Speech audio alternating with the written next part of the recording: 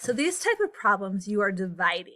A lot of students look at this and they see a fraction, and it totally could be a fraction, but fraction bars look like divide signs because they are divide signs. So let's think of that as a divide sign.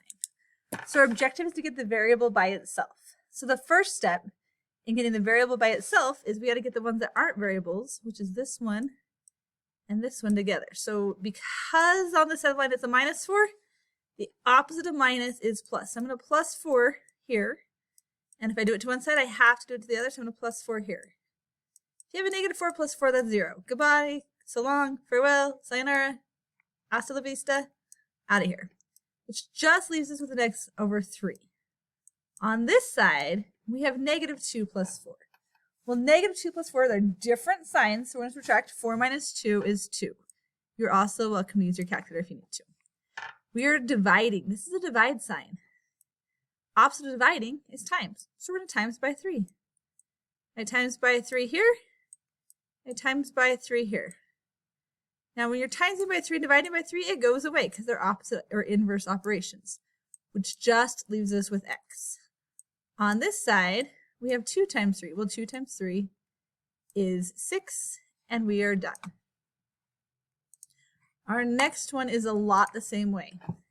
Our objective, again, is to get the variable by itself.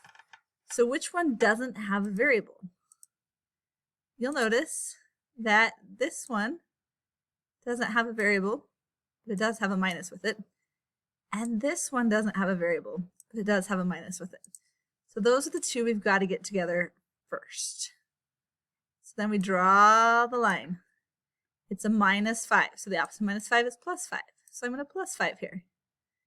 And then I'm going to +5 here. So we do it to one side, I have to do it to the other. On this side, we're left with this fraction. Remember, you can think of it as 1/2 x or x divided by 2. The 5's go away. Gone, goodbye, farewell. -6 plus 5 is -1.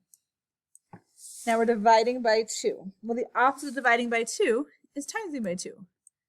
So I'm going to times by 2 here. And I'm going to times by 2 here.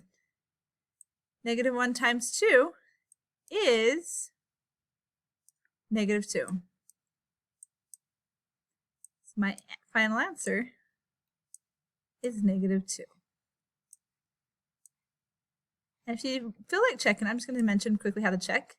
You take this number and you put it in where the x is. So -2 was a badly written 2. Let me try that one more time. -2 divided by 2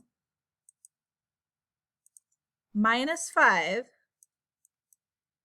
should be -6. Well, -2 divided by 2 is -1.